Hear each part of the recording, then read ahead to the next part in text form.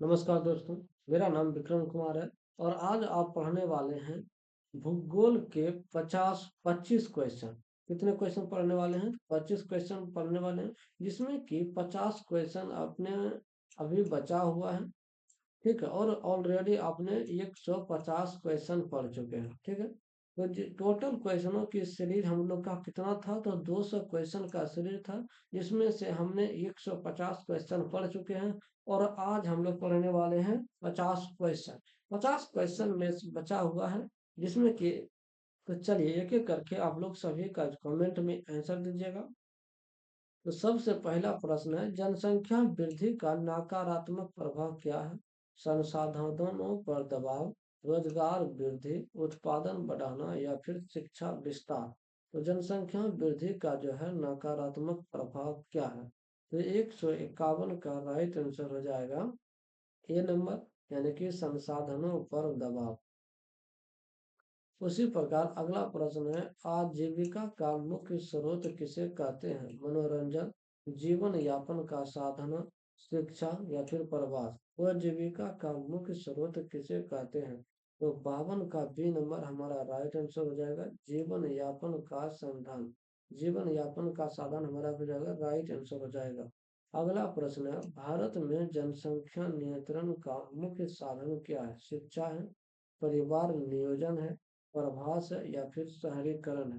भारत में जनसंख्या नियंत्रण का मुख्य साधन क्या है? तो 53 का बी नंबर हमारा राइट आंसर हो जाएगा, परिवार नियोजन।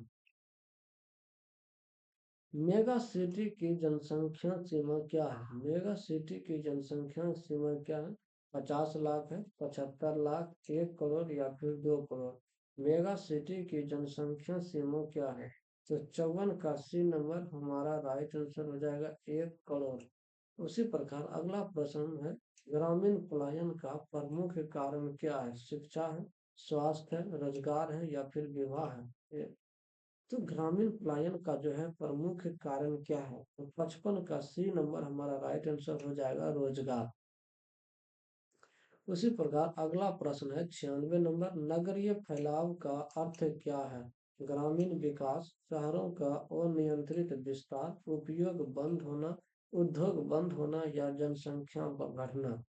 नगरीय फैलाव का अर्थ क्या है? तो इसका राइट आंसर हो जाएगा 56 का बी नंबर, शहरों का अनियंत्रित विस्तार। भारत में सबसे अधिक प्रवासी जनसंख्या किस शहर में है? भारत में सब एक प्रवासी जनसंख्या के शहर में है, तो दिल्ली में, मुंबई में, बेंगलुरु में या फिर चेन्नई में। तो भारत में सबसे अधिक प्रवासी जनसंख्या किस शहर में है? तो 57 नंबर का बी नंबर हमारा राइट आंसर हो जाएगा, मुंबई में। विश्व के सबसे बड़ा कृषि क्षेत्र किस महाद्वीप में है?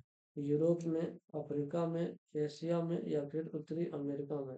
विश्व के सबसे बड़ा कृषि क्षेत्र किस महाद्वीप में है? तो 58 का सी नंबर हमारा राइट आंसर हो जाएगा, एशिया में।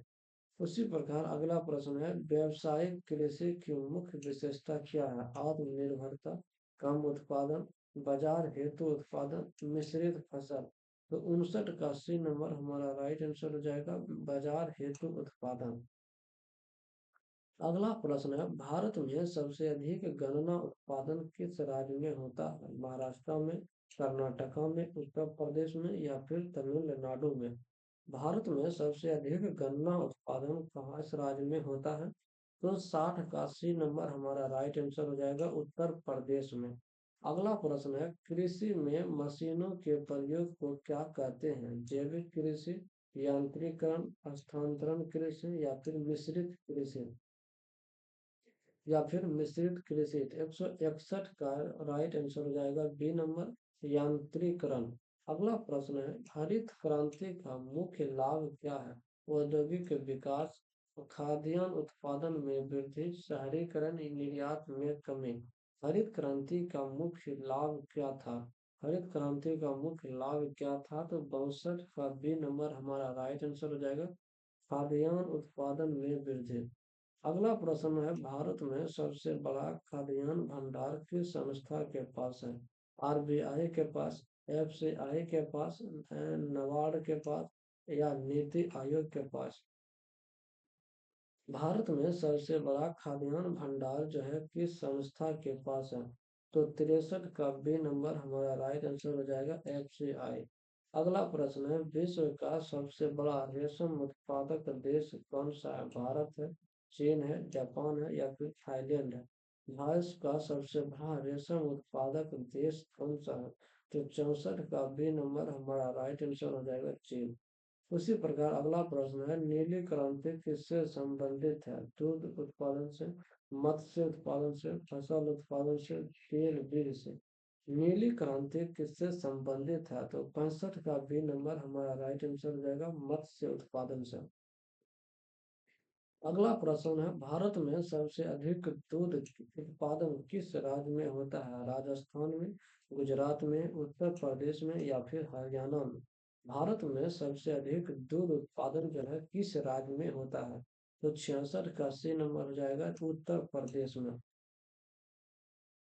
अगला प्रश्न है, भारत में सबसे बड़ा ऊन उत्पादक राज्य कौन सा है? जम्मू कश्मीर, राजस्थान, हिमाचल प्रदेश या फिर उत्तराखंड? भारत में सबसे बड़ा ऊन उत्पादक राज्य कौन सा है? तो 67 का राइट आंसर हो जाएगा, बी नंबर, यानी कि राजस्थान।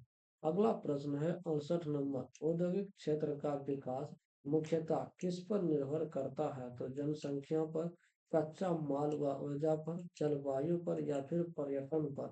औद्योगिक क्षेत्र का विकास जो है मुख्यतः किस पर निर्भर करता है?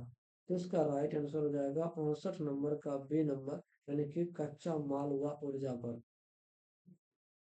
अगला प्रश्न है, भारत में सबसे बड़ा इस्पात संयंत्र कौन सा है? भारत में सबसे बड़ा इस्पात संयंत्र कौन सा है? राउरकेला है, भिलाई है, बोकारो है या फिर दुर्गापुर है? तो 69 का बी नंबर हमारा राइट आंसर हो जाएगा, भिलाई। उसी प्रकार अगला प्रश्न है, विश्व के सबसे बड़ा इस्पात उत्पादक देश कौन सा है? भारत है, जापान है, चीन है, अमेरिका है? विश्व का सबसे बड़ा इस्पात उत्पादक देश जो है कौन सा है? तो इसका राइट आंसर हो जाएगा 70 का सी नंबर, यानी कि चीन।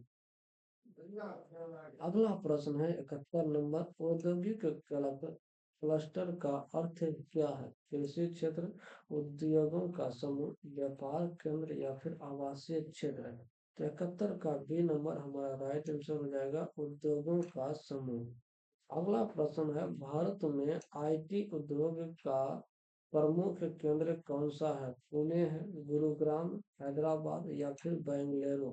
भारत में IT उद्योग का प्रमुख केंद्र कौन सा है? तो 72 का डी नंबर हमारा राइट आंसर हो जाएगा, बेंगलुरु। अगला प्रश्न है, सेज का उद्देश्य क्या है? कृषि विकास, निर्यात बढ़ाना, जनसंख्या नियंत्रण या शिक्षा और विस्तार?